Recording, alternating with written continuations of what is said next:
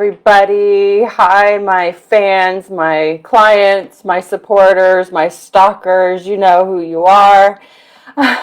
Here's my Live Tuesday. And this Live Tuesday, we have a fun topic. We're going to talk about changing your thoughts before changing your actions.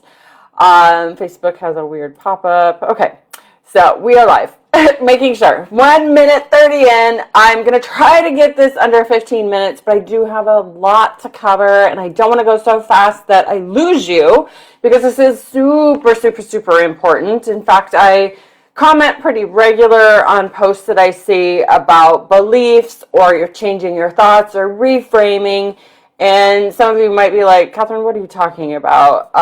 You crazy? I might be. But I do believe that there's a lot that can be done in between our two ears versus what we put in our mouth or what exercises we're doing or not doing, and can make an enormous impact on your life, your goals, and what you're trying to achieve.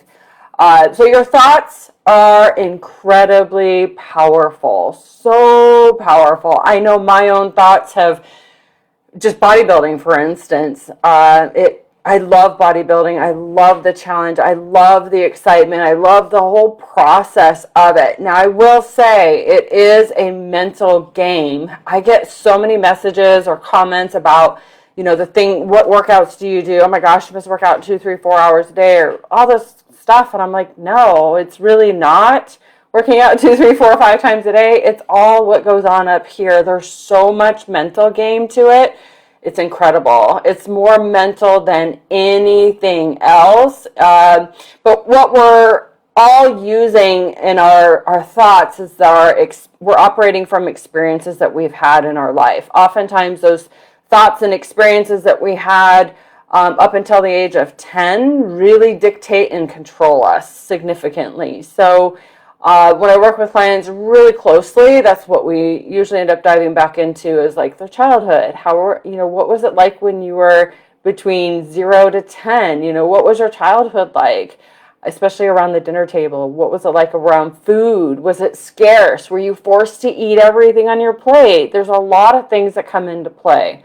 But our thoughts are limiting us. They are beliefs that we have from our experiences, and oftentimes these thoughts and these patterns we're operating just basically on our subconscious and not even realizing it. But our emotions are formed from our thoughts and our feelings. So your feelings then often generate an action or a non-action. So I wrote down this as an example. So if your thoughts are, I am lazy, what is the feeling you get? The feeling is you're discouraged. The action is actually no action. You don't do anything. You don't even try because you're lazy, right? So that's a pattern. So if you were told a lot when you were young, you're so lazy, or maybe your parents were really high expectations of you and dictators, and now you're off on your own, and now you feel like you're lazy because you're not doing enough, or maybe you're a perfectionist and you feel like you have to do so much, or you are lazy. So some of these things are patterns. They're generated and created from our childhood. So if you change your beliefs or your thoughts, so you can clear up the feelings, and then the action will follow. It's just a natural pattern. It's a simple pattern. There's actually a lot more to it, but I've really simplified it to where it makes sense to me and it's easy for me to teach. So here's a change, switching it up. I am getting stronger is a thought.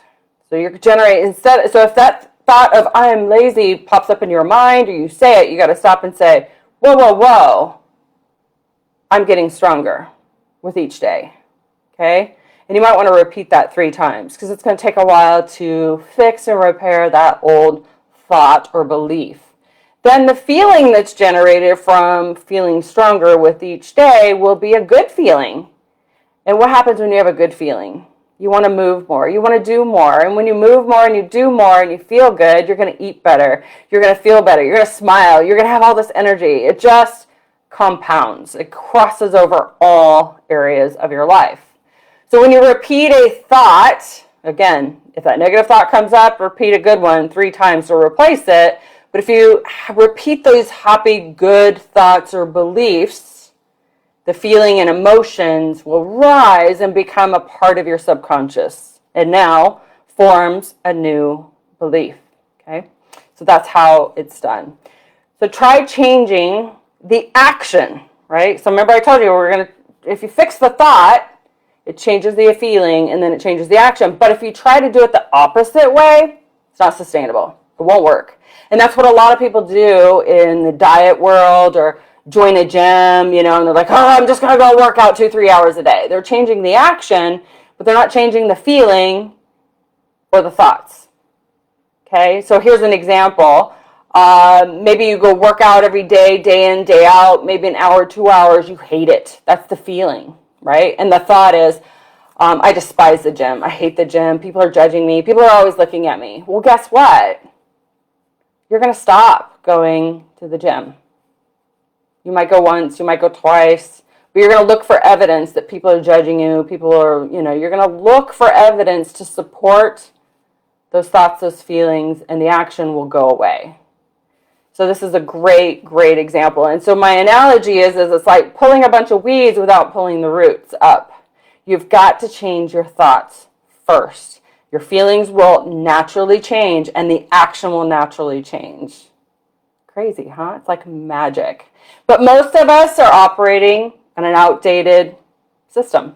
We're operating on autopilot and we're selectively perceiving our experiences and interpreting them in a way that's in alignment with our existing beliefs. Again, your programming from your childhood, your fears, your hopes, your dreams. So quite literally, it's almost impossible for a different point of view to get through to us when we are operating on autopilot.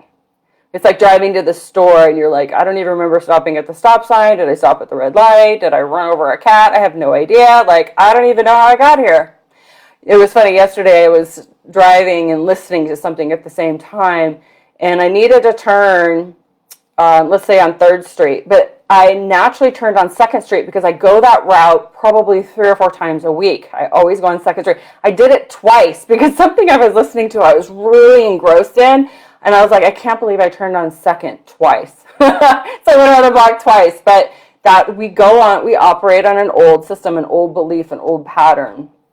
But it's literally impossible to have a different point of view and to get through when we are operating on this old, outdated algorithm, right? So I'm sure you know someone that you tried to talk some sense into and changing their point of view on any kind of topic, right?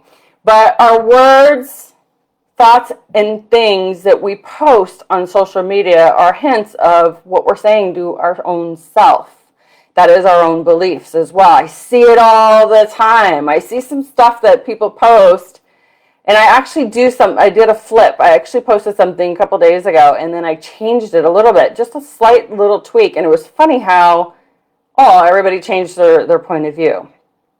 But what you post on social media is what your thoughts are right in that moment, what your feelings are, or sometimes it's perceived. Like I've had several recently where I'll post something and I try to keep it into a certain amount of characters so that way it's still able to be bold and big and colorful and so you guys see it, versus if I fully explain myself, then you're not going to want to read a novel. But I've had a few haters post comments like, you need to further explain yourself and da-da-da. No, forget you. Unfriend, block, get rid of the toxic people, right? But if you've seen posts from critical people commenting on something you posted and it's coming out of right field, how does that feel, right? So why do you think that they are posting way out of right field, being a jerk, shitting on your day, like where's this coming from? First, it's probably their belief. Again, remember, they're operating on their experiences and their beliefs from their world, their life, whatever. We all should be entitled to our own opinion, right? But that doesn't mean I have to be friends with you. And I don't have to respond to you. So simply unfriend and block if I need to, if it's seriously rude and obnoxious. But, they're operating from their point of view, and sometimes they're not open or curious about your point of view. Like, Catherine, explain to me what it is that you mean. That's kind of a way to, open up a dialogue. I thought that's what social media was, but guess not for some people. But one of my favorite quotes is, happy people don't criticize.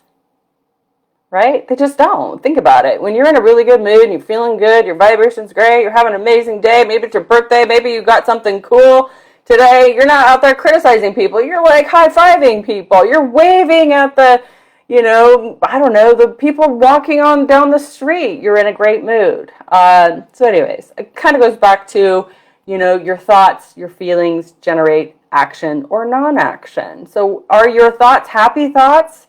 Are you thinking good things?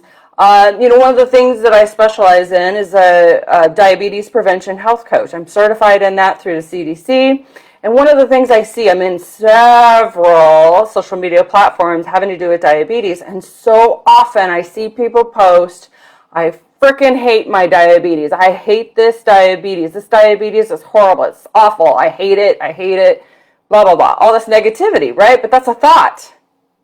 What's the feeling that gets generated from that thought? Lots of anger, lots of frustration, and we want to throw in the towel, right? So what actions happen after that? Probably not a lot of good actions. Probably going rogue, probably binging, probably not taking care of themselves. But same thing applies. We've got to correct that. If you're thinking, I hate diabetes, or I hate the gym, or I hate things, you need to really stop when you're using these words and think, how is this affecting my feelings and my actions? Is this really what I want to feel, think, and do? Probably not, right? So, how is it affecting the people you're around, especially if you have kids? What are you teaching your kids? Okay, so that's another thing to be aware of. Who are you inspiring? Who's watching you?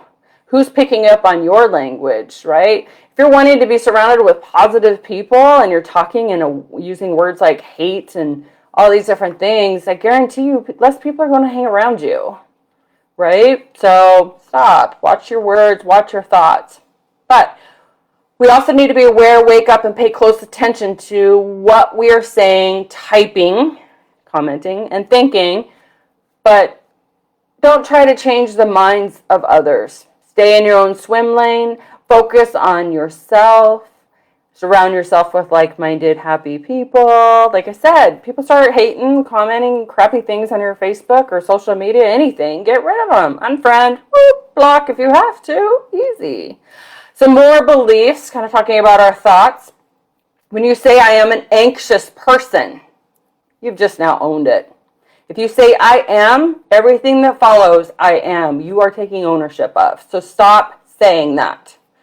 Another one, I am a nervous person. You just took ownership of it. You're never going to change that because that's a thought. Your feelings follow and your actions follow that. You will look for evidence of it and it will concrete it in. So stop doing that.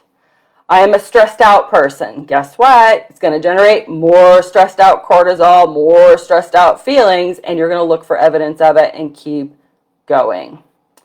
I am a forgetful person. Another one. I actually used to say this a lot. I used to say that my mind, it doesn't hold anything. I used to say that a lot. I used to say I'm forgetful. I can't remember anything.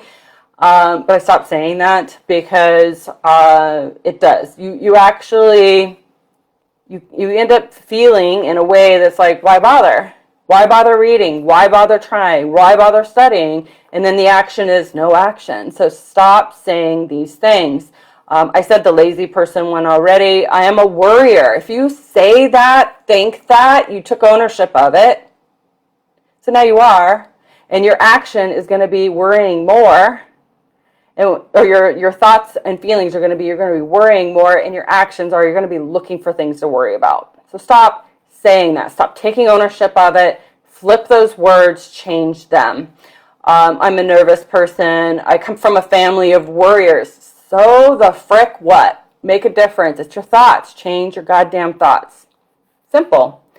If you say that if you're defining yourself and your body, you will embody it, right? So if you're defining your body in a way that's, maybe it's a physical appearance or whatever, then you're going to follow it. You're going to embody it. You're going to act like it. You're going to behave like it. So your thoughts define your feelings define the actions that you take. So behave and think in a way that you want to look and feel.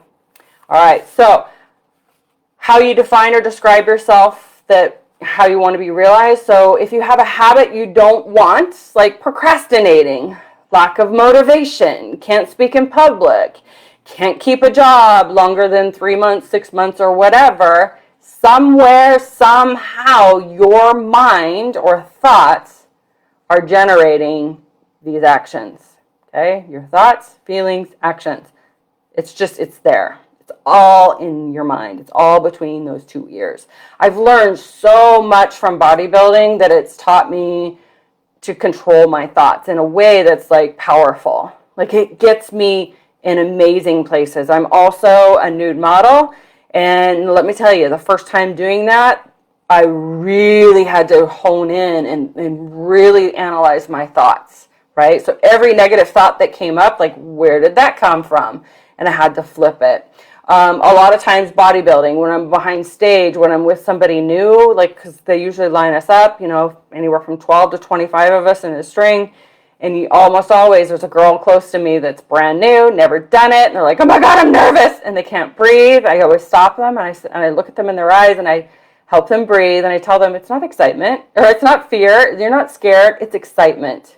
It's like looking at people on a roller coaster ride and they're screaming and yelling, and you can't tell if they're scared or they're excited, right? But it's how you think about it. What is your thoughts, feelings, and then your actions follow. So, but you form these thoughts, you form these beliefs, you have control of your thoughts. Believe it or not, some of you are probably saying hocus pocus, but it is true. I have tested it many, many, many, many times. Like I said, the bodybuilding, nude modeling, I absolutely have put it to test, and I can tell you, you have control over your thoughts, and it completely changes everything. Because if you're sitting there and you're absolutely nervous, you'll start shaking, you'll start sweating, and what you start thinking and feeling, it amplifies, you go down the drain. But if you change your thoughts, embrace it, and think, like, I'm doing something powerful, I'm empowering, I'm beautiful, I'm amazing, I'm incredible, I've worked really hard to get here, I'm inspiring people, and you change your thoughts, it completely changes your body, your chemistry, it's just completely different. Your cortisol lowers, your adrenaline goes up, it's exciting. It's like you have the control inside of you. So, but yes, if you somehow have that procrastination, the lack of motivation, can't speak in public, you're afraid of things, somewhere, somehow, you're thinking a thought that's keeping you in that belief, keeping you in that track. And most likely there's something that happened to you when you were young that generated that. Your fear of rejection is probably really high. That's a real common one.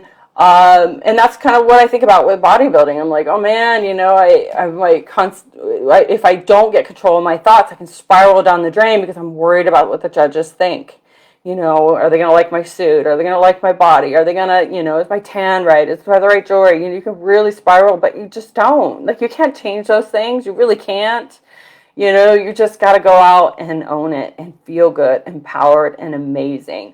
But you have control over your power, over your thoughts and your beliefs. So, but if you find it hard to eat healthy, work out, and take care of yourself constantly, and you're doing the opposite, somewhere, somehow, you're telling yourself your thoughts are generating the opposite. You have a limiting belief. So pay attention to what you're thinking and what you're saying, and stop saying, I hate the gym, or I hate working out, I hate walking, I hate eating healthy, I hate salad, because if you have a choice between pizza and salad, and you eat salad, and you're like, I fucking hate salad, and I really love pizza, it's going to scramble your brain. It's just not going to work. It won't work. You've got to embrace that salad and go, this is amazing. I love it. I can eat pizza when I'm 80 every goddamn day. But right now, I love my body. I feel good. I feel amazing. I'm going to choose the salad because I want to be healthy. I want to be strong. And I want to live a long, amazing, incredible life. So again, change your thoughts. Your feelings will follow and the actions will also follow. But definitely, take time and pay close attention to what you're thinking surrounding something that you're trying to change, and look and see if there are any negative thoughts that are keeping you stuck. I bet there are. If you need help with that, I'm available. We can set up a call.